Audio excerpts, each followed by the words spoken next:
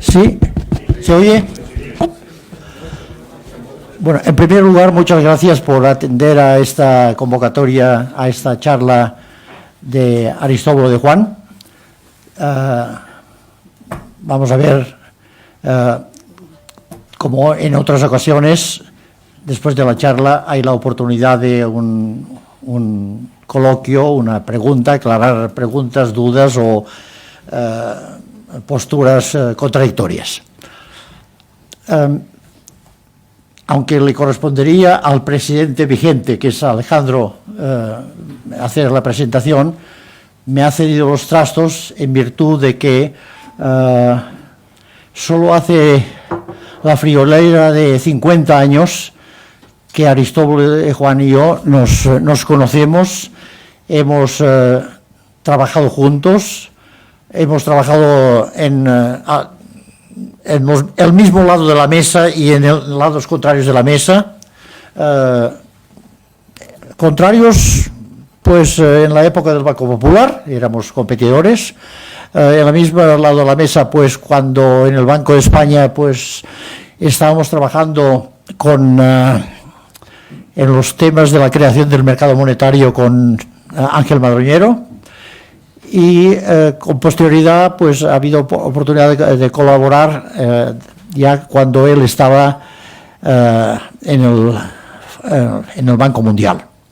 Aristóbulo de Juan es un reconocido experto internacional en los temas de supervisión bancaria. De hecho, su entrada, si no recuerdo mal, en el Banco de España fue a raíz de la crisis bancaria de los años 80, principios de los 80, que afectó a la tercera parte del sistema bancario español y que cogió al Banco de España, que era el responsable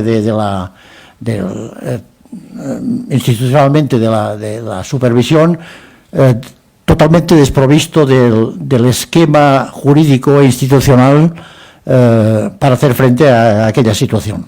Y fue precisamente la incorporación de Aristóbulo de Juan al Banco de España para crear todo el sistema de supervisión que se hizo, de hecho, ex novo en el Banco de España. No me voy a extender más para no quitarle, digamos, protagonismo, que no es ni mucho menos mi idea. Y Aristóbulo, tienes la... Y por el fútbol, ¿no?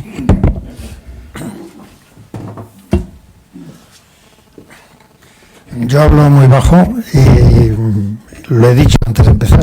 Espero que los de la última fila me entiendan, o me oigan por lo menos. Entender ya lo veremos después.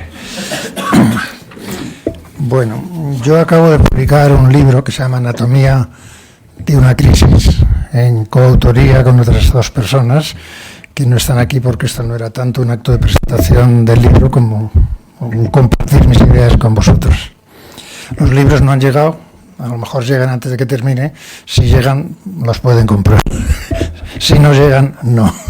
En las librerías están. Bueno, entonces en vez de hablar del libro, voy a hablar directamente de la crisis, nuevamente por lo del fútbol.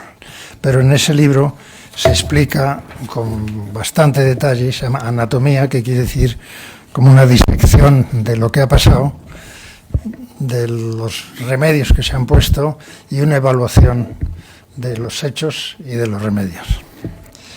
Hemos combinado en el libro tres visiones, la de un profesional de banca de bastantes años, como ha dicho o ha implicado Enrique, con una visión, por tanto, micro, una visión jurídica, un abogado del Estado, y una visión periodística, la crónica de la crisis. Hemos ensamblado nuestras tres perspectivas. Todos somos coautores de todos los capítulos, pero en muchas cosas no estábamos de acuerdo. Entonces, cada capítulo tiene una parte sustantiva y luego un debate que sirve para desaguar las discrepancias y pelearnos un poco entre nosotros. No es una tertulia, yo creo que tiene bastante más sustancia. Para mí, empiezo por el final casi, la crisis es un tema no resuelto todavía, aunque se ha hecho bastantes progresos que detallaré más adelante. Pero para muchos es un tema resuelto y manido. Para mí considero que queda mucha tela que cortar.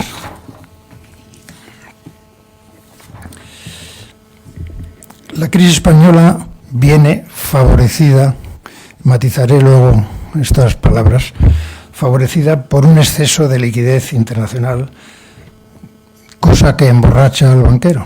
El exceso de liquidez, yo siempre digo, me repito, que así como Karl Marx decía que la religión era el opio del pueblo, yo digo que el exceso de liquidez es el opio del banquero. Cuando hay liquidez, todo es fácil, el rigor desaparece. Este contexto favoreció la crisis. Yo sostengo que no la causó, que la favoreció.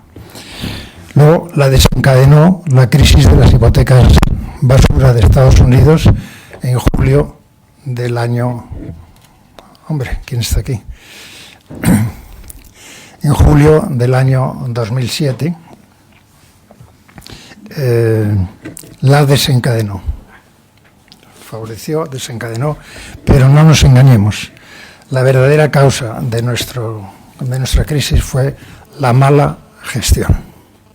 La mala gestión que originó la insolvencia, que al estar oculta durante muchos años crecía sin aflorar y sin ponerle remedio.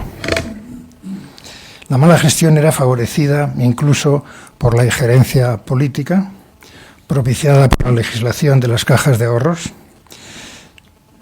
injerencia que actuó en la propia gestión, incluso en el tratamiento que luego se les dio a los problemas, porque los condicionó de una manera muy fuerte.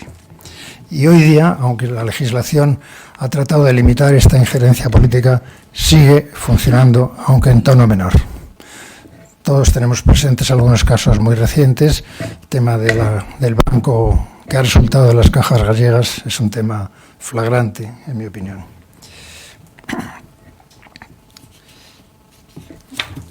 También, o sea, favorecido, desencadenado, causado. Yo creo que es importante. Y añadiría otra palabra, agravado. Agravado, ¿por qué? Por una política pasiva de supervisión. ¿Se podría quitar este ruido o soy yo la culpa? Bien. O sea, agravado por una actitud muy pasiva por parte de la supervisión de las autoridades. Y por tanto, por un tratamiento muy tardío. Y cuando los problemas no se tratan a tiempo, se agravan. Estoy demasiado cerca, quizás. Bueno, pues yo encantado lo que digan. Bueno, ¿en qué? Como radico las causas en la mala gestión, ¿se oye al final? Perfecto, ahora el ruido desaparece. Como radico la causa en la mala gestión, cualquiera que sean sus elementos coadyuvantes, voy a describir muy brevemente en qué consistía la mala gestión. Un crecimiento salvaje. Yo, cuando llegué al Banco Mundial, un poco después, en una comida de directivos, se invitó a hablar al presidente del Fondo de Garantía Americano, del FDIC. Y a la hora del coloquio, con el desparpajo que se usan los americanos para estas cosas, alguien le preguntó: ¿usted es de la atalaya del FDIC, del Fondo Americano? ¿Cuál diría que es el síntoma más claro que les hace prever que viene una crisis de una entidad o de un país? Dice, sin dudarlo ni un segundo, dice, el crecimiento acelerado. Pues eso se aplica a las entidades, en mi opinión, comparto la idea, incluso a los países. Y este crecimiento salvaje estuvo basado en un endeudamiento, tanta liquidez había, que desequilibró los balances y creó una fuerte dependencia de los mercados mayoristas, cosa que se ha reducido pero que todavía subsiste fuertemente. También se caracterizó la mala gestión por la asunción de altos riesgos, que además se concentraron en el sector inmobiliario, en los créditos hipotecarios y en proyectos faraónicos. Todo esto, como parte de la mala gestión, iba acompañado de un claro maquillaje de las cuentas en las que los problemas no aparecían. Todo esto, repito, con la pasividad de supervisores y, aunque hubiera alguno, lo diría aquí, auditores. En algunos casos formó parte ya agravante, a más de la mala gestión, el abuso, la avaricia y prácticas inaceptables, incluso fraudulentas.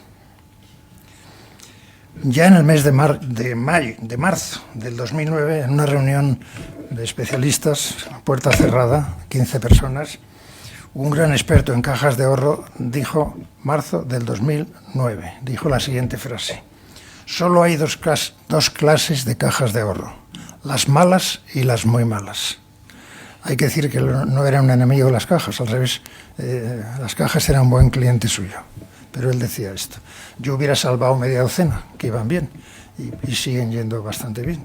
Pero tal vez la situación se parecía mucho a esta rotunda afirmación. ¿Y cómo es que no se detectaba ni se ponía coto a esta situación? Yo tengo que decir, y lo decía hace 20 años y lo digo ahora, que el cuerpo de inspectores del Banco de España era y sigue siendo uno de los mejores cuerpos de la Administración española. Pero su actuación estaba enmarcada, cuando no bloqueada, por una política desacertada que condicionaba fuertemente su eficacia. Y explicaré por qué prevalecía tal política. El hecho es que el supervisor, y esta es la causa de por qué la política fue tan tolerante, por no decir más que tolerante, ¿por qué queda en plena pasividad el supervisor?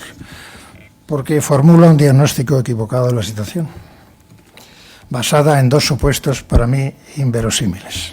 Uno, y esto no es que me lo he inventado yo, esto lo he oído en las capas superiores del Banco de España varias veces. Los precios inmobiliarios se recuperarán en un par de años. Y si esto va a ser así, buenas ganas de armar la marimorena, ¿no? Pero además es que hay que evitar por todos los medios el coste fiscal. Esta es una visión digna de elogios, si no fuera porque es totalmente miope y contraproducente. Porque cuando hay un problema, si no lo resuelves, el coste fiscal va a acabar siendo mucho mayor. Y así ha ocurrido. Por tanto, decía yo, ¿por qué abordar la crisis como si fuera un caso de insolvencia? Que lo era. Pero de paso, al no abordarla, evitamos dos grandes problemas. Decía el supervisor, o pensaba el supervisor. Evitamos las intervenciones que resultan muy aparatosas y pueden contagiar el sistema. Para mí la contagia más la ocultación de los problemas. Y así evitamos también conflictos con los políticos e incluso con los gestores.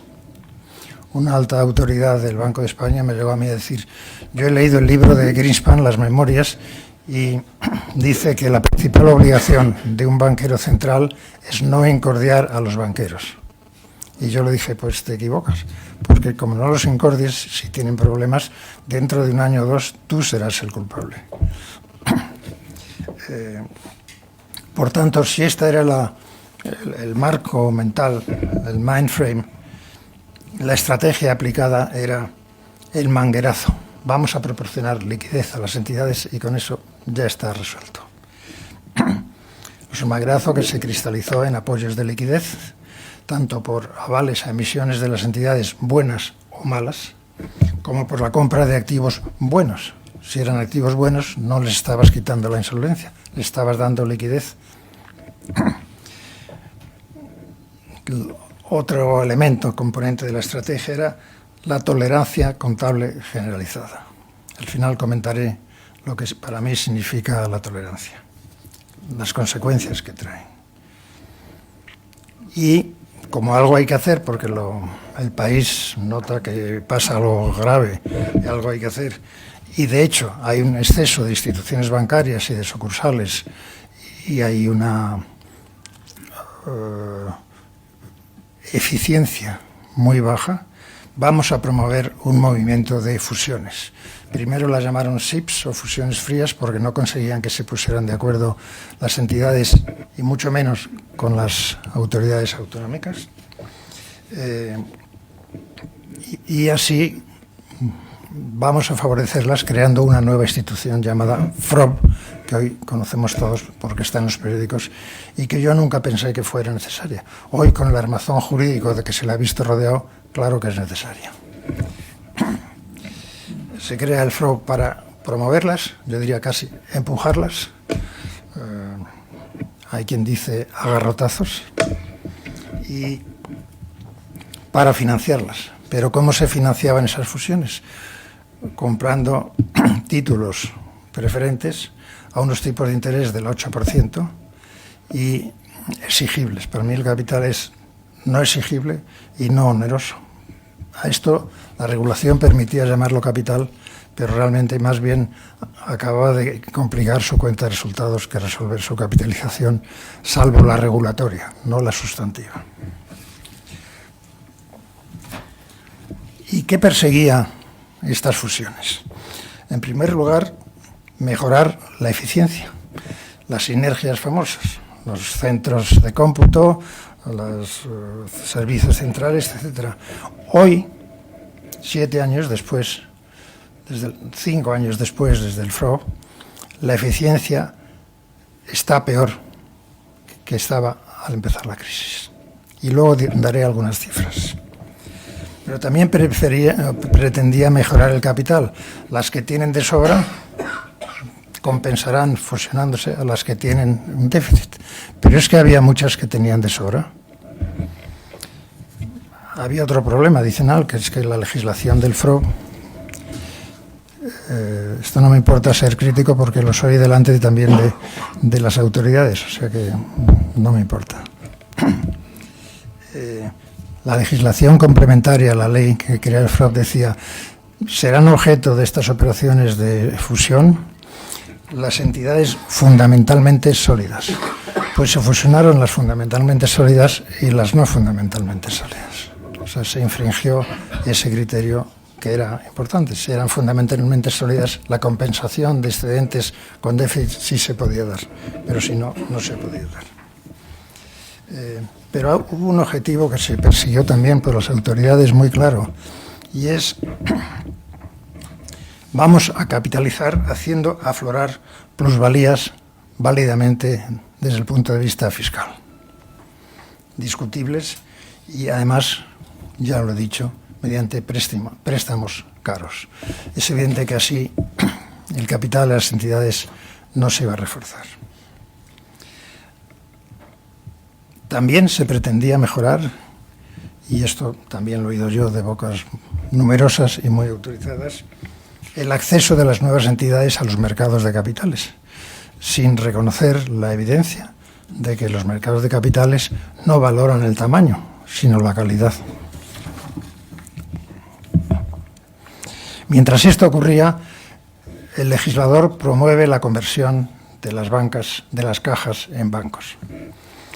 Medida discutible, hay la idea de la exclusión de ciertas partes de la población, la no inclusión, y eso puede ser un problema en algunos casos. Yo decía el otro día en una entrevista que me hicieron en televisión que yo veraneo en un pueblo de 2.000 habitantes que tiene 4 entidades bancarias. No me parece que estén muy excluidos los pobladores de este pueblito. Pero en todo caso sí era necesaria por 2 razones. Porque los bancos sí tienen acciones y en su momento, alcanzada el debido grado de salud, podían acudir al mercado de capitales no a suscribir preferentes, sino a suscribir capital. Y segundo, porque así la esquizofrenia que había entre los reguladores autonómicos y los centrales del Banco de España pues se diluía, porque al ser bancos pasaban a ser controlados por un solo supervisor. Con todas estas cosas que acabo de contar, se pierden 4 años. 2 de ellos de desconcierto, que no se hizo nada porque no se sabía qué hacer, y otros 2 aplicando una estrategia de evasión fusiones, que podía haber sido conveniente, pero no era la solución prioritaria al problema prioritario que era la insolvencia. Por fin llega el año 2011 y como esto es muy importante voy a beber otro poco.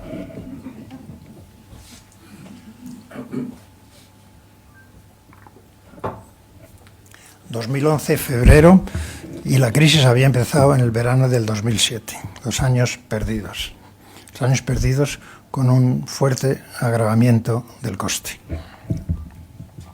Y ya el gobierno publica un decreto ley en febrero que por fin habla de falta de capital en el sistema.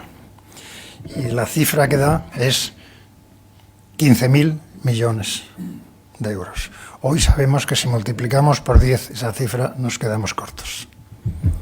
Y entonces surge la solución luminosa para esos 15.000. La solución luminosa es que los bancos se recapitalicen saliendo al mercado, cosa que estando insolventes era contraproducente, evidentemente. Cuando no, podría aplicarse una palabra más fuerte, y lo estamos viendo ahora en los tribunales. Y cuando no puedan, el FROB tomará capital. No ya preferente, sino capital de verdad. No el regulatorio, sino el sustantivo. En ambos casos, como el diagnóstico era malo, porque no convenía abordar la insolvencia, pues ambas modalidades de recapitalización fracasan. La primera opción, la de salida al mercado, lleva a dos bancos, a dos cajas, a dos bancos resultantes de cajas que ya estaban quebradas, aunque no reconocidas como tales, Banca Cívica y Bankia, a lanzarse al mercado con un fracaso total del experimento y con consecuencias gravísimas. Y la inyección de capital por parte del FROB, pues bueno, se hace, pero como el diagnóstico era malo, resulta insuficiente y siguen mal, Llega 2012, y el nuevo gobierno, yo no soy afín a ningún partido ni a ninguna facción política, o sea, todo lo que digo me es indiferente quiénes hayan sido los causantes, o los para bien o para mal, o los autores. El nuevo gobierno da un gran paso en materia de transparencia. Dice en febrero del 2012, un año después de que la falta de capital eran 15.000, aparece un nuevo decreto ley que dice que faltan 54.000 millones más. Hombre, pues es un progreso, pero tampoco era la realidad, como estamos viendo actualmente. Y además, no solo no era la realidad, sino que esos 54.000 se referían al sector inmobiliario, que era el meollo, lo más grave de la crisis, pero que no suponía ni siquiera el 20% del total de la cartera de créditos de los bancos. Luego, ¿y el resto? Tiene que ser el Fondo Monetario, apena un poco decirlo, aunque hay que agradecerlo a estas alturas, el que en una emisión de ese mismo año, casi simultánea con la floración de los 54.000, coge el toro por los cuernos y emite un informe en que toca muchos temas, pero toca sobre todo dos. Aquí tienen que aflorar las pérdidas subyacentes en las refinanciaciones de créditos irrecuperables y además subsisten una serie de entidades bancarias que hay que abordar con urgencia, y dice el informe en palabras eufemísticas, pero que entendió todo el mundo, principalmente la mayor entidad, ¿cuál era? Bankia. Entonces, al primer problema, el gobierno responde diciendo, hacen falta otros 30.000, ya llevamos 15, 54, más 30, no va mal la cosa, no para ahí. Y al mismo tiempo se interviene, nacionaliza, capitaliza, como se quiera, Bankia. Esto merece muchas opiniones. Para mí, cuando un mes antes el diagnóstico de las pérdidas de Bankia eran la mitad de las que han resultado después, por una debida diligencia hecha por los propios nuevos protagonistas, y sobre eso se basaba un plan que pretendía reconstruir Bankia, me parece que fue un acierto intervenirla y nacionalizarla, aunque yo soy contrario a las nacionalizaciones. Bueno, pero como seguía sin convencer las pérdidas afloradas, se encarga un nuevo diagnóstico a auditores externos y a otras compañías consultoras externas, los 4 grandes auditores y una compañía llamada Oliver Wyman, básicamente, con gran humillación para ese gran cuerpo que eran los inspectores del Banco de España. Pero bueno, si era necesario, ¿qué le íbamos a hacer? Y estas nuevas indagaciones afloran otros 60.000 millones. No está mal la evolución. Todo eso en año y medio, desde los 15.000. Entonces, al nacionalizar Bankia y tener en las manos el nuevo diagnóstico, resulta que la cifra necesaria para hacer frente a los grandes problemas, a la hecatombe, pues no parecía estar a disponibilidad de los presupuestos y de las posibilidades fiscales españolas. Entonces, el gobierno decide pedir a las autoridades europeas un préstamo que se materializa en una línea de crédito de 100.000 millones de euros en condiciones, eso sí, bastante favorables, de plazo y de tipo de interés.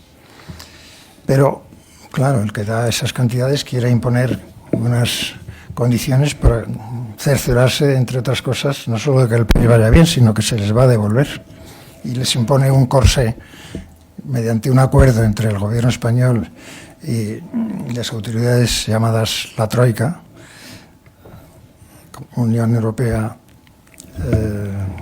Fondo Monetario y Banco Central Europeo, que se llama el MOU, Memorandum of Understanding, que hoy ya ha pasado a formar parte de la jerga común de todo el mundo.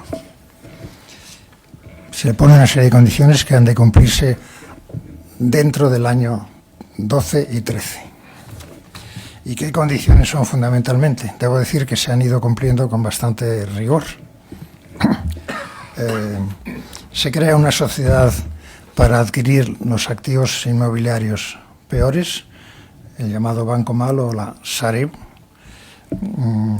que por supuesto solo se los compra a aquellas entidades que habían sido capitalizadas mucho o poco por el FROB, y solo retira lo inmobiliario que excede un cierto nivel, porque la labor a realizar era complejísima. Hoy día, a pesar de que lo pequeño no se ha limpiado de los bancos intervenidos o capitalizados, Sareb tiene que gestionar 200.000 activos adquiridos, y eso es difícil. No los envidio. El FROB, además, condicionado por este MOU, nacionaliza, inyectando capital en Bankia, en la caja resultante en Cataluña de las cajas catalanas, en Galicia la resultante de las cajas gallegas, el Banco Mare Nostrum con la cabecera de la Caja de Murcia, Liberbank, etc. Y para ello, de los 100.000 que se le han ofrecido, dispone solo de 41.000. Para mí, como veremos luego, fue un error, porque si pide más no le hubieran puesto más condiciones. Si ahora, que yo creo que necesitaría más, lo pide, claro que le pondría nuevas condiciones y estaríamos hablando de otro ajuste.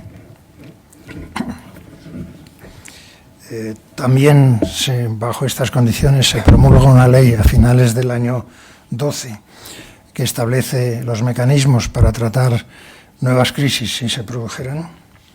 Y además, como se somete a revisión las refinanciaciones, que las hay buenas, pero también las hay malas, en las malas se exige un nuevo provisionamiento para de verdad capitalizar. Las cosas mejoran. Se abren los mercados, aunque solo para las entidades más solventes. Baja fuertemente la prima de riesgo. Afluye la inversión extranjera ante la caída de los precios de los activos. Y de 48 cajas que había, quedan media docena. Si había 45, quedan media docena. Si había 45 y solo queda media docena, es que las 39 restantes eran las malas. Eso es lo que no se quiso ver.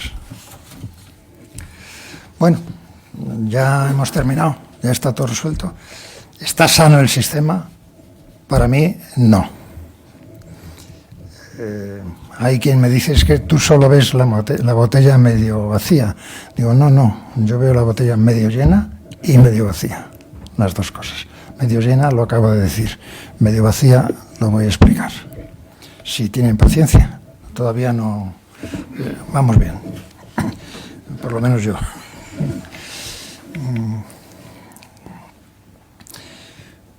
¿Y por qué creo que no está resuelto?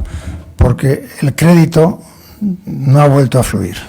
Y esa es la prueba del algodón, la prueba de fuego, la prueba del ácido, del saneamiento de un sistema junto con algunas otras. Pero esta es la clave. ¿Y por qué no ha vuelto a surgir el crédito? En medida, el circulante y algunas otras pequeñeces. Pero el neto sigue bajando fuertemente a estas alturas.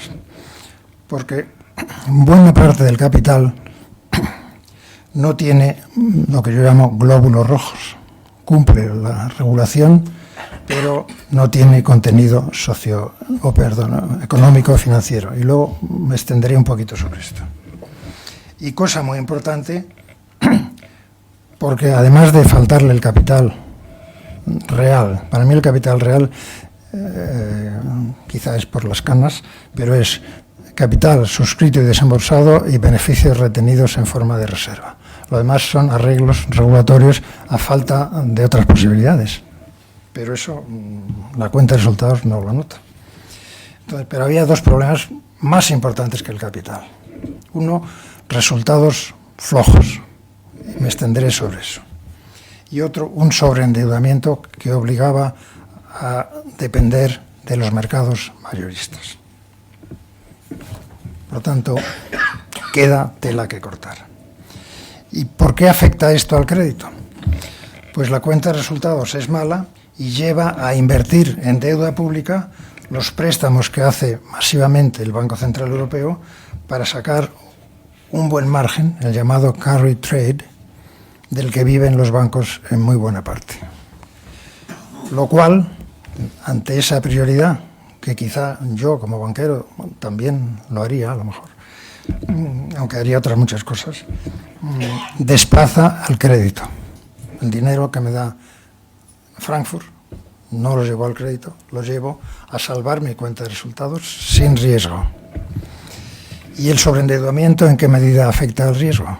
Pues porque los vencimientos del mercado mayorista son implacables y hay que atenderlos. Esa no es una prioridad voluntaria de la gestión, es una opción, no es una opción voluntaria, es una necesidad, si no entras en suspensión de pagos.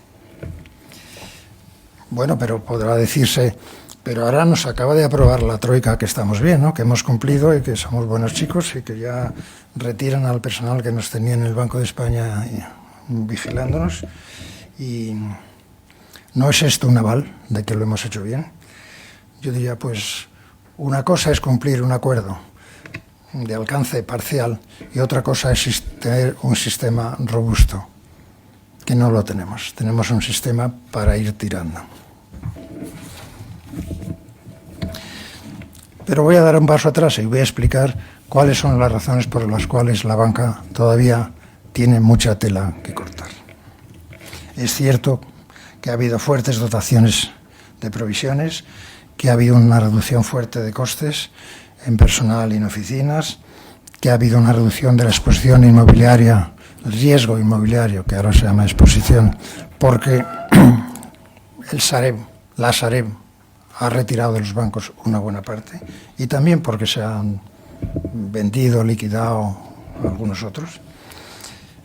ha habido una recapitulación por parte del FROB y ha habido una dotación de una parte considerable, no toda, de los créditos refinanciados y recuperables. Pero al mismo tiempo que nos dan la bendición, la Troika, habla de que subsisten vulnerabilidades. El lenguaje diplomático quiere decir que hay cosas que no van. Y mi propia interpretación de esas vulnerabilidades las voy a exponer brevemente. Como he dicho antes, el capital, aparte de afectar a la capacidad de crédito, al no tener glóbulos rojos, sustancia económico-financiera, pues eso es una insuficiencia por mucho que se cumpla la regulación y la normativa. Y tenemos los créditos fiscales diferidos, que acaban de ser reconocidos en buena parte como capital, pero una cosa es que se reconozcan y otra cosa es que eso aporte sustancia. Y luego tenemos reservas que forman parte del capital, que han sido acumuladas a lo largo de los años, reteniendo unos beneficios que no eran reales, porque como no había provisiones y los intereses de los malos créditos no se suspendían, pues las reservas se acumulaban, se suman al capital, pero no eran reales. No, para mí, las provisiones, que es un concepto sustantivamente muy parecido al capital, si tú tienes un 10% de capital y tienes una insuficiencia de provisiones del 10, del 20, pues lo que tienes es un capital de menos 10, no de más 10. Bueno, pues la banca no está bien provisionada todavía, aunque está bastante mejor provisionada que hace 2 años. Y voy a poner algunos ejemplos llamativos. Es decir, se reconoce hoy públicamente, es la cifra que barajamos todos los que leemos los periódicos, que hay un 13% de promedio de morosidad en la banca. Bien, en la banca en general ese es el promedio, dicen los periódicos y los datos oficiales del Banco de España y de la banca. En las hipotecas para vivienda, el 5%. ¿Qué cosas? Bueno, pero es que ese 13%, si sumamos los bienes adjudicados, es el 15%. Y si del total de la masa de créditos retiramos un tercio, que son las hipotecas, pues se pone en el 18%. Podemos creer que si el conjunto de la economía ofrece una morosidad del 18%, las hipotecas solo tengan una morosidad del 5%. Yo no. Hace año y medio, Oliver Wyman, que había hecho este examen, me dijo a mí, no, la morosidad no es el 3%, que era entonces el público, la morosidad pública, es el 9%. Yo creo que es el 15%, por ejemplo, pero supongamos que es el 9%. Si aumentamos la morosidad y las provisiones del 5 al 9, ese 18 aumenta bastante más. Estamos cerca del 20. Luego, no estamos bien provisionados. Pero luego están las provisiones de lo inmobiliario que no se ha vendido a la Sareb. Una parte son las hipotecas y otros son los de tamaño menor para no complicar infinitamente la labor de esta entidad nueva.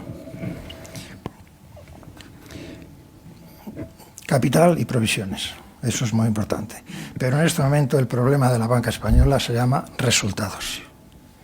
Los resultados son bajos y en buena parte no recurrentes. ¿Qué es no recurrente? Pues el carry trade, compro de deuda pública, creo un diferencial, ahora menor porque la deuda pública ha bajado, pero eso algún día desaparecerá. Y también liquido participadas o activos que me producen una plusvalía. Pero eso se va a acabar, porque lo que vendes es lo que tiene plusvalía. Lo que no tiene plusvalía, eso no consigues venderlo. Y no quieres venderlo, aunque a lo mejor, quién sabe si convenía para volver a equilibrar el balance en términos de liquidez. Pero también tenemos todos los créditos que están vinculados a las oscilaciones del Euribor. Si baja el Euribor más X. Si baja el Euribor, las hipotecas y muchos créditos a las grandes empresas, pues vas a cobrar menos. Si además tienes una cláusula de suelo, cosa que existe en el banco, que les es a ustedes más familiar, pues evidentemente ahí vas a perder otros 200 millones de pesetas, de euros. La amenaza de la posible desaparición de esos componentes no recurrentes existe. Que el Banco Central Europeo va a estar toda la vida dando créditos masivos, eso no se lo cree nadie. En Estados Unidos empiezan a dar marcha atrás y en España, en 2 o 3, un presidente de un banco que se respete debe estar estableciendo una estrategia que diga qué cosas tengo que hacer para que dentro de 3 años pueda desaparecer el Banco Central Europeo y no lo necesite. No sé si hay muchos que lo estén haciendo. Y luego, el aporte que hacen a la Casa Central las filiales en el extranjero, pues tiene sus altibajos. Pensemos en Brasil, en uno de los grandes, pensemos en Estados Unidos, en Turquía o en China, en otro de los grandes. Bueno, eso es vulnerable, es vulnerable. Este es el resultado principal de la banca de ahora. Más que si el capital es el 7, el 8 o el 10, que también lo es. No hay que despreciarlo. Luego está el endeudamiento. En el año 11 teníamos una relación de créditos a depósitos de 1,5. Es decir, por cada euro de depósitos tenías prestado 1,5. Una barbaridad. En esto se está mejorando, sobre todo porque Sareb se ha llevado mucho. Pero hoy estamos todavía en el 1,27. Y la gestión ya es como tenía que ser, nunca es como tuviera que ser. La carne es débil y todos metemos la pata, lo importante es que lo bueno sea más que lo malo. Pero en las rescatadas la gestión es insuficientemente buena. Tenemos el caso de los gallegos, por ejemplo. Incluso en las buenas, algunas de las mejores, y hablo de cajas, no se den por aludidos, se adormece. Como nosotros no tenemos esos problemas, pues tenemos cierta alergia a la cirugía. Y también hace falta cirugía. Y hay algunas de las cajas grandes que deberían hacer cirugía. De hecho, el coeficiente de eficiencia, que es qué parte de mis ingresos, de mis resultados financieros, se comen los gastos generales, cuanto más baja, mejor. Bueno, pues después de toda esta proeza de 7 años, solo hay 2 cajas que tienen menos del 50. Y el 50 ya es mucho. Todo el resto es más del 50. Y hay 6 que tienen más del 60. Gastos o ingresos menos gastos. De esos se comen el 60%. Ingresos financieros menos gastos financieros, de eso los gastos generales se comen el 60%. Eso es una barbaridad. Hoy se esgrimen en contra de mis teorías, y enseguida termino, pero la última parte yo creo que les va a resultar sustantiva. Hay 2 grandes eslogans porque prevalece un clima de que hay que sacar pecho porque vamos muy bien. Uno, es que en el extranjero están peor. Bueno, ¿y qué? Mal de muchos, consuelo de tontos. Y otro es, no hace falta hacer más en el sector financiero porque el sector financiero no tiene arreglo, no va a mejorar más por más que se haga hasta que mejore la economía. Por tanto, crucémonos de brazos, la economía mejorará y ya se recuperará el sector financiero. Digo, ¿sí? ¿Y cómo se va a recuperar la economía si no hay sector financiero que dé créditos?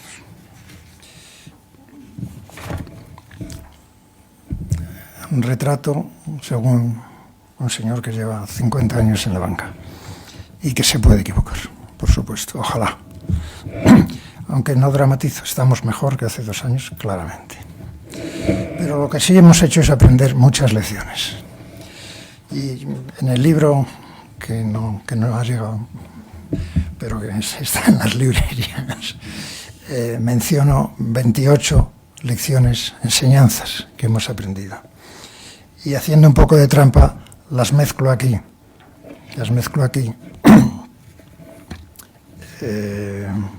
Porque no son solo las aprendidas en España, sino mezclo otras que he aprendido en los 20 y tantos países que he trabajado. Y de las 28, para no aburrirles, solo menciono 12. Pero las he expurgado con bastante esmero. Una, la mala gestión y la supervisión deficiente son causas tan importantes o más que las razones macroeconómicas. Esto lo he visto yo en muchos países, pero en España tenemos que las circunstancias macroeconómicas eran las mismas, las cajas han necesitado muchos apoyos y los bancos no. ¿Por qué será?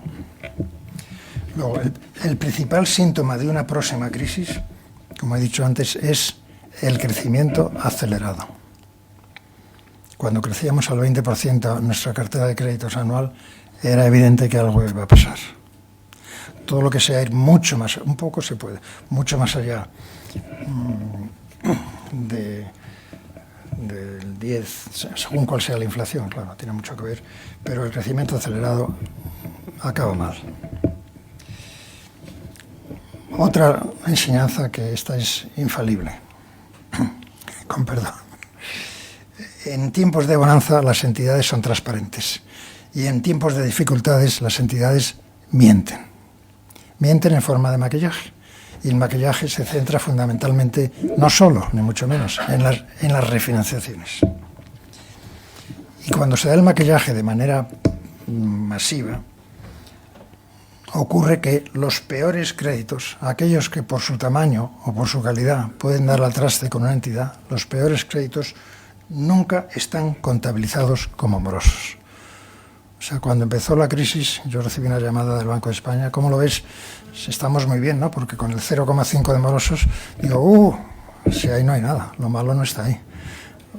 Hoy hemos visto los morosos que se pueden aproximar a 20 y hay parte que no está en morosos.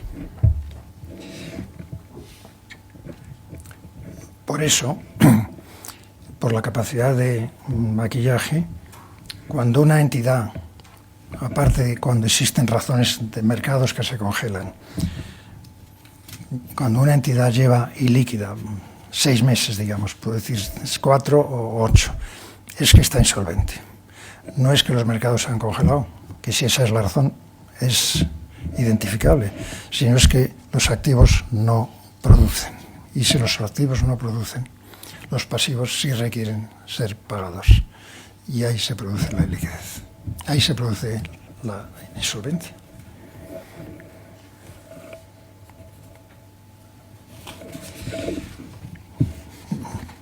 Me queda una página.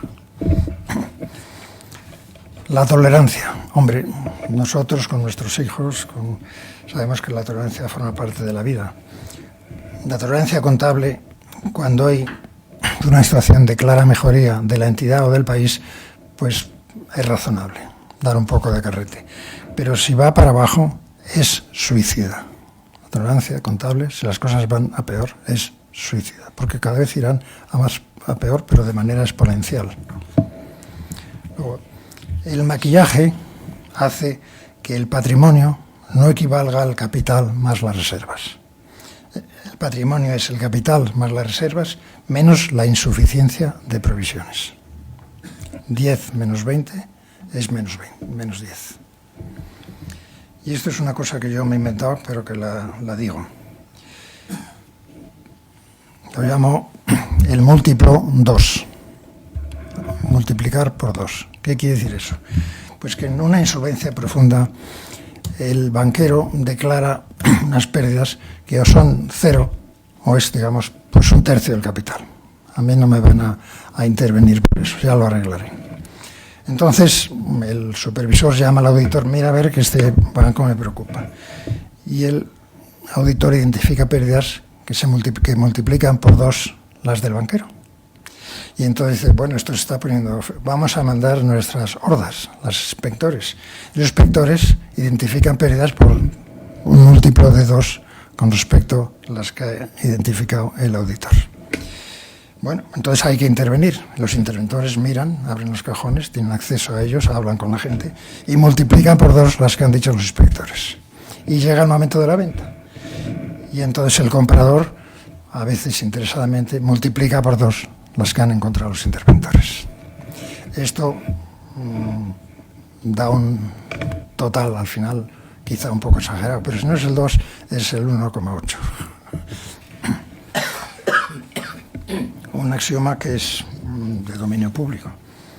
Cuanto más tarde, peor. Cuanto más tarde, más caro. Es decir, supongamos que una entidad tiene 1/3 de su activo dañado y de ese tercio solo 1/3, a su vez, está provisionado. Pues los otros 2/3 de ese tercio no producen entradas, pero los pasivos que los sustentan sí producen salidas. Eso en el supuesto de que la gestión haya corregido sus fallos. Normalmente, si lo demoras, es que tampoco los ha corregido. Me faltan 3 muy breves. Los agujeros no se resuelven con créditos, sino tapándolos. Es decir, alguien tiene que asumir las pérdidas. El fondo de garantía, el bail-in, los inversores, quien sea, pero a falta de otros, el daño fiscal es inevitable. Todo rescate, esta es la penúltima, la antepenúltima, todo rescate tiene que conllevar un cambio de propiedad y de gestores. Si no, los problemas van a seguir siendo los mismos y además es impresentable por razones de ética, de justicia, etc. Si no hay cambio, a mí me tocó llevar estos temas, como me parece que ha dicho Enrique, y no metíamos ni un duro, entonces, ni un euro, si en el mismo acto todo el Consejo no presentaba su dimisión. Y a partir del nuevo Consejo, que lo imponíamos nosotros, cambiábamos las capas superiores de la entidad. Y luego hacíamos la llamada operación acordeón, que suponía que las acciones bajaban a un valor de 1 peseta, a 1 euro sería ahora, con lo cual desaparecían. Otra. Para resolver una crisis hay que hacer cosas que a primera vista pueden resultar repugnantes. Por ejemplo, incurrir en déficit fiscal superior, despedir a la gente, perseguir implacablemente y desahuciar a quien se ponga por delante, etc. Pero son menos repugnantes que lo que ocurriría si no se hacen. Este axioma no me lo he inventado yo, me lo contaron en el Banco de Inglaterra. Y la última, los pilotos de las líneas aéreas dicen que any landing is a good landing. Cualquier aterrizaje es bueno.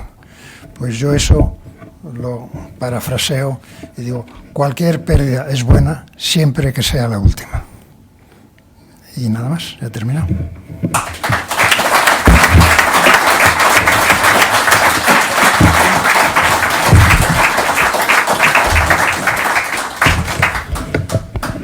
Muchas gracias.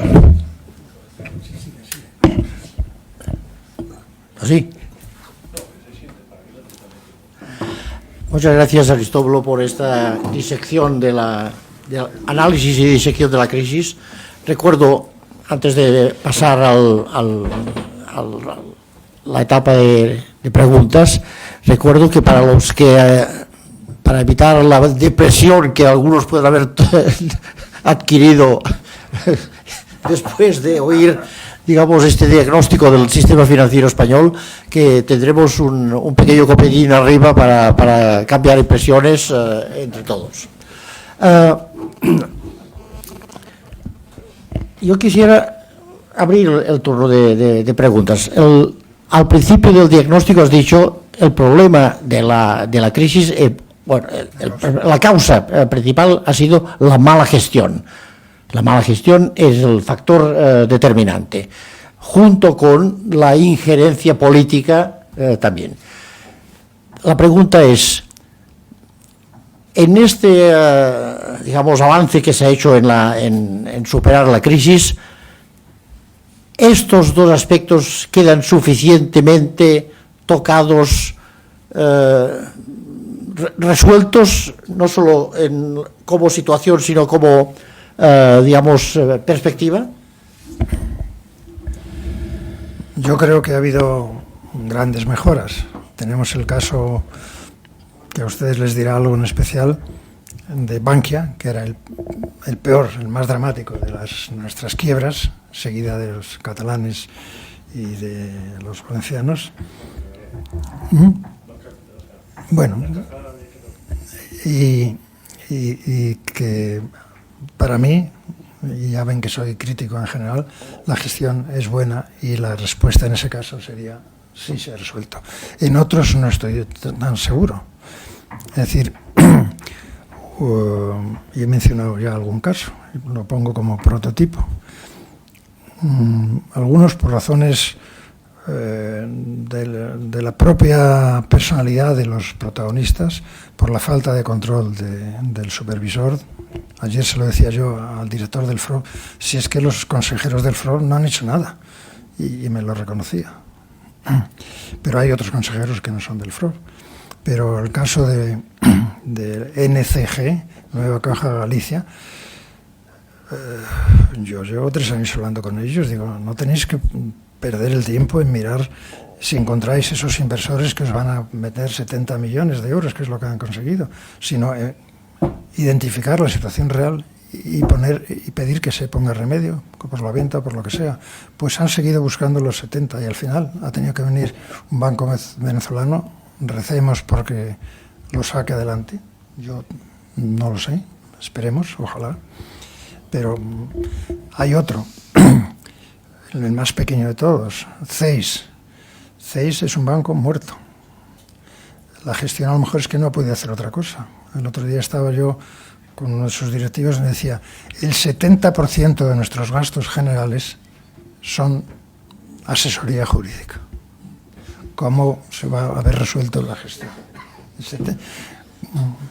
Preferentes, recobros, liquidaciones, refinanciaciones, lo que sea. O sea que a la primera pregunta de la gestión yo diría que la respuesta tiene que ser desigual. A la pregunta sobre la injerencia política, hay menos. El número de consejeros se ha reducido, el porcentaje de políticos en los consejos se ha reducido, pero injerencias políticas, a verlas, haylas. El caso de Galicia a mí me parece claro. El caso de Cataluña a mí me parece claro. Y otros. Yo creo que, y en cuánta proporción diría que se ha reducido, hombre, esto no es cuantificable, pero algo más de la mitad, sí, y algo menos de la mitad, no. La pregunta sobre todo era, y para continuar el tema, si de cara al futuro el problema de la injerencia política está institucionalmente, digamos, acotado. En lo que depende del marco legislativo, bastante acotado. Se han convertido en bancos, el supervisor tiene facultades para hacer lo que quiere, y en estos días, el viernes pasado creo, que se ha aprobado una nueva ley que consolida toda la legislación sobre supervisión, solvencia, etcétera,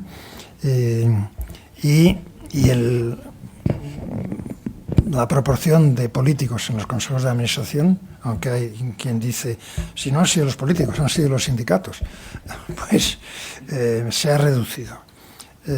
Yo creo que con el grado de injerencia política que existe, si se capitalizan bien, si los bancos tienen buenos resultados, se puede sobrellevar. A ver. Usted ha hecho una magnífica disertación, una anatomía magnífica, hablando sobre la crisis. No se me oye. Yo sí le oigo. Bueno, sí, le aplaudo por la anatomía de la crisis que ha hecho y yo no hablo como bancario, sino como ciudadano. El protagonismo de la banca ha sido importantísimo en esta crisis. Y yo me pregunto, todos estamos anhelando a que se acabe la crisis, y me pregunto, ¿para qué? ¿Para volver a endeudarnos? ¿Para volver a estar como estábamos antes? Entonces, ahora le hago la pregunta, ¿cuál cree usted que es el protagonismo de la banca en el futuro? Cuando salga la crisis, vamos. Sí, yo creo que saldremos, porque es evidente que hay que hacer más cosas y posiblemente estén en la mesa de los directivos, pero en este momento, y yo puedo permitirme la frivolidad de decir que hasta que no vengan las elecciones europeas no se van a hacer grandes cosas, por razones obvias. Pero yo soy un poco propenso a inspirarles depresiones, como decía Enrique, pero soy bastante realista y además soy optimista, aunque no lo parezca. Yo creo que sí, y la banca volverá a jugar su papel tradicional de sistema circulatorio de la sangre. Ahora hay 50 tipos de bancos, incluso algunos no regulados, porque cuanto más se aprieta la regulación, más entidades se crean un marco institucional ajeno a la regulación, la llamada banca en la sombra, los hedge funds, etcétera. Yo he presenciado, estando en el extranjero, una sesión en televisión en que el presidente del primer banco de inversión norteamericano estaba sentado rindiendo cuentas a una comisión del Senado. Y el Senado le decía, sí, porque ahora vamos a dividir la banca comercial en banca y la banca de inversión, y ahora vamos a hacer esto, y el capital, y los productos tóxicos o híbridos los vamos a gravar con más capital, etcétera. Y el otro impertérrito, casi como si estuviera él al mando. Y dice, bueno, ustedes son dueños y el país les ha nombrado para que sean senadores y con el Congreso decidan lo que crean oportuno. Pero si nos asfixian, estas mismas cosas que estamos haciendo ahora las haremos la semana que viene en Singapur, desde Singapur. Bueno, pero yo sigo pensando que el papel fundamental de la banca, que es captar depósitos donde están ociosos y ponerlos a rendir en actividades con futuro y, por tanto, promover la economía, volverá a existir y a cumplir una función. Yo critico, como han visto, a algunos banqueros, no a los banqueros. Yo he sido banquero y los hay fantásticos, pero algunos son criticables. Pues, pero la banca para mí es indispensable. Pero con emociones renovadas, evidentemente, con fórmulas renovadas, no como han ocurrido los últimos, digamos, 15 años. Poniendo coto a aquellos marcos institucionales, a aquellos productos que han dado lugar a lo que ha dado lugar, a la opacidad y de alguna manera al engaño.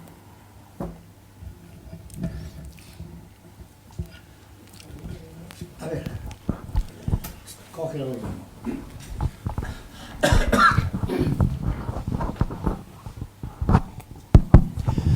Bueno, yo lo primero que quiero y debo hacer es felicitarle porque la exposición no puede estar más clara, más precisa y creo yo que más ajustada a la realidad. Si fuera usted torero habría que sacarlo a hombro. Mi pregunta es con relación a lo del tema, que me parece muy bien lo de la botella medio vacía, medio llena, y verla con ambas perspectivas. Las dos.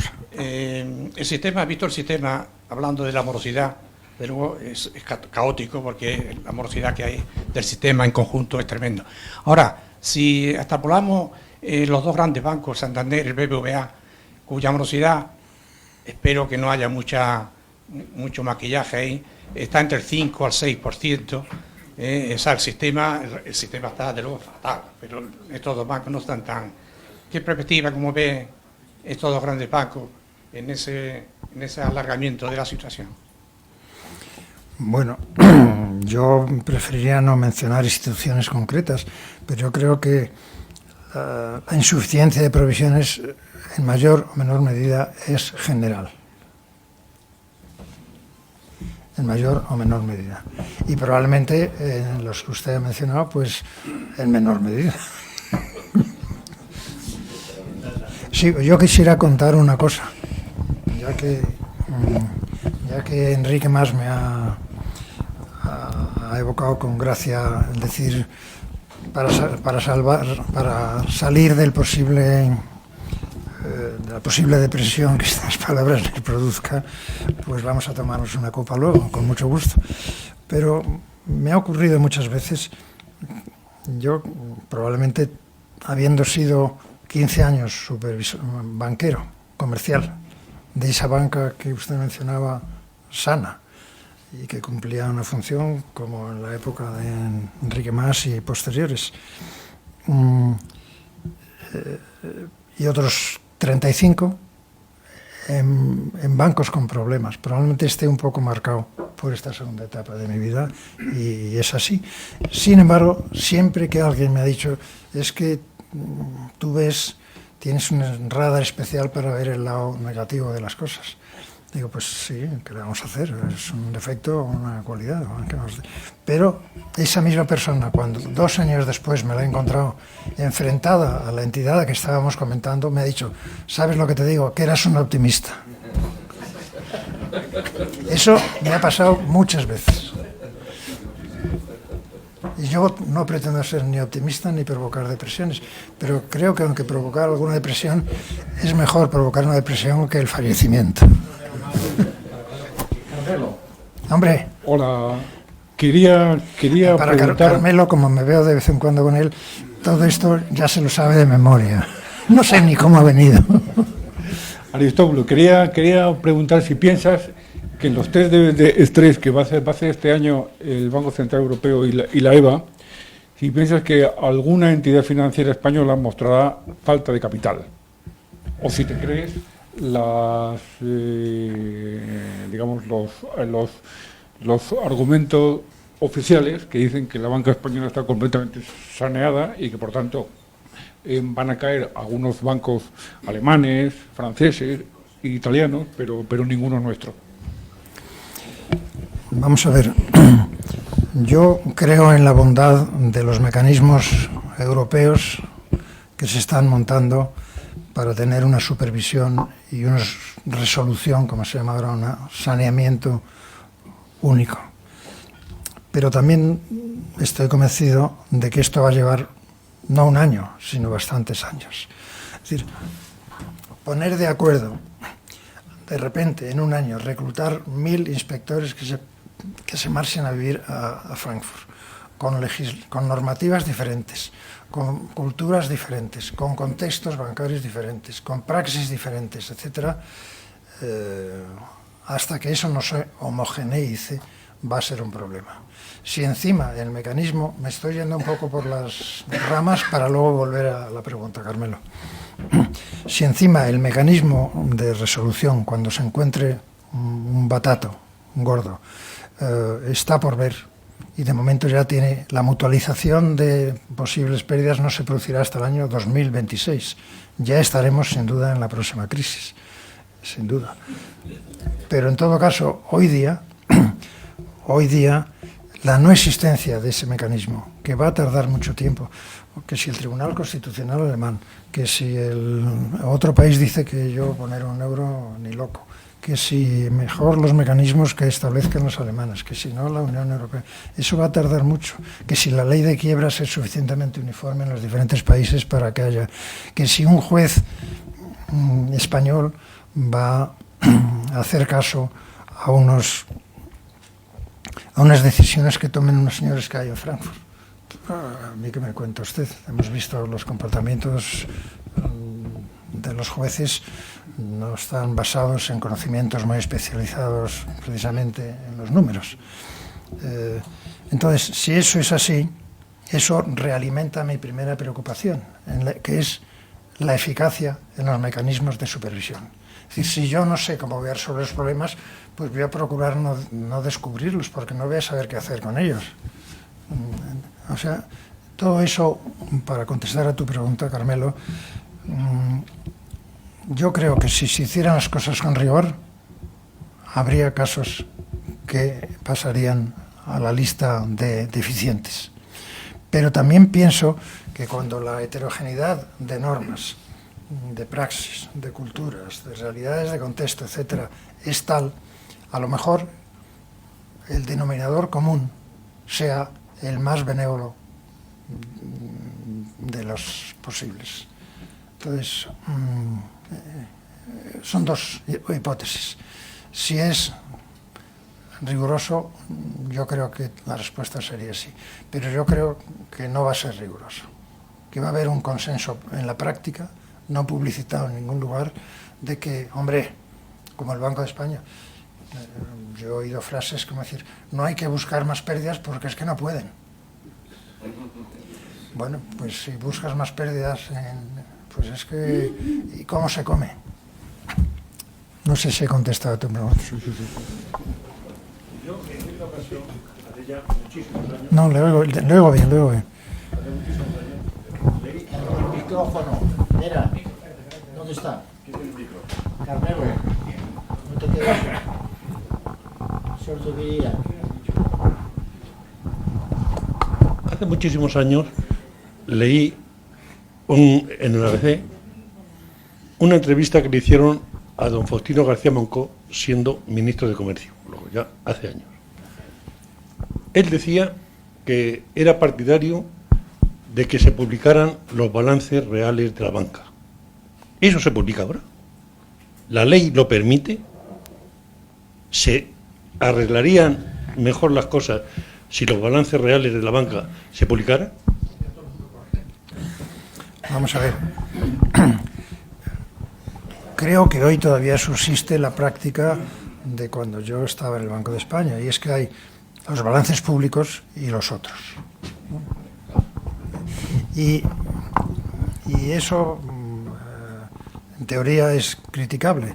En la práctica, la información bancaria, en la medida en que tiene consecuencias imprevisibles, es un material que hay que manejar con cuidado.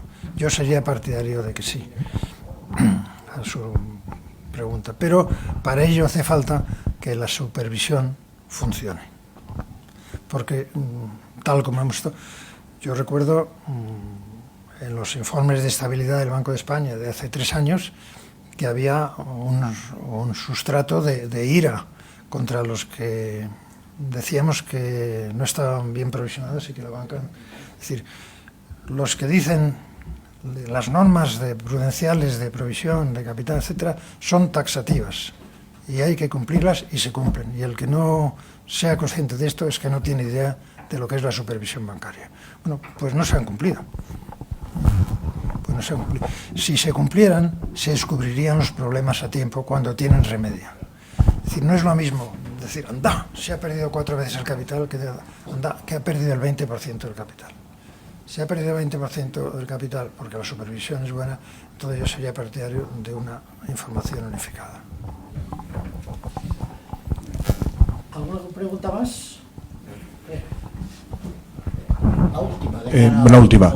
En el tema de la unión bancaria, que está tan de moda, el tema de la Unión Europea, hay ciertas reticencias por parte de algunos países muy importantes, como el tema de Alemania.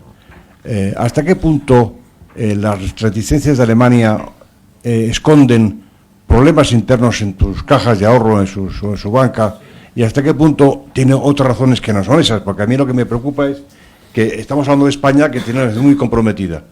No hemos dicho nada de Europa, pero Alemania está ahí muy reticente a la unión bancaria, y yo me gustaría saber si detrás de esa reticencia existe algo que está escondiendo o es siempre un problema de legislación y de actitud. Esa pregunta no me va a resultar muy difícil contestarla. Es evidente que Alemania ha querido sustraer sus Landesbank, sus cajas de ahorro, al ejercicio comunitario, y de hecho el rasero de los 130 entidades que se van a mirar no incluyen a estas entidades alemanas. Eso es evidente. Son entidades seminacionalizadas que cuando tienen problemas las arregla el Estado, y además es una economía fuerte que los morosos, si hay refinanciaciones, acaban pagando. Lo malo es cuando las refinanciaciones no se pagan. Pero, por otra parte, hay otro sentir de tipo el pueblo, el Congreso alemán, etcétera. Hay una reflexión que se comprendería, pensemos por un momento que fuera en España. ¿Por qué tenemos nosotros que pagar los platos rotos de otros países? Bueno, eso es superable si pensamos que todos estamos en el mismo barco, aunque no esté completa ni la unión política, ni la fiscal, ni la bancaria todavía. Y, hablando un día yo con un alto cargo de la embajada inglesa, decía, pero si es que tenían que pagarlo ya. Digo, sí, pero vosotros no estáis. Y por tanto, esa sería una visión de futuro, pero ese patriotismo colectivo no existe, ese sentimiento de Europa. Vamos caminando, es un proceso que empezó el año 58, 50 años, pues va a durar otros 50 posiblemente. Y mientras tanto es lógico que no digo sea bueno, pero es normal que cada país, cada congreso defienda la lógica de sus intereses. O sea que hay las dos cosas, a tu pregunta. Muy bien, pues se levanta la sesión.